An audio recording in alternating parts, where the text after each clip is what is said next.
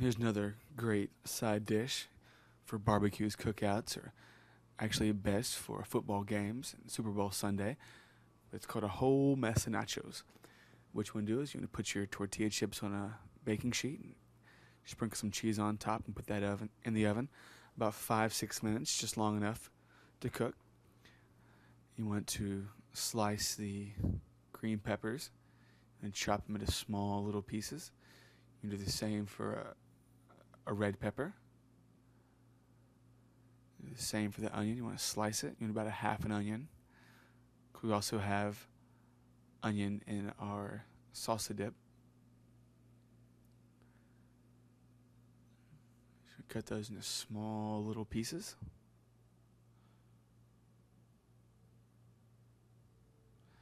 And we'll do the same for our tomato. Not as big of chunks as last time, but a little bit smaller.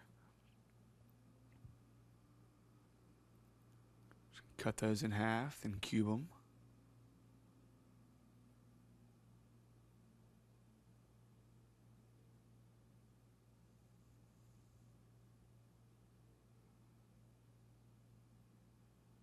At this point, we want to take some chicken and throw it in a food processor.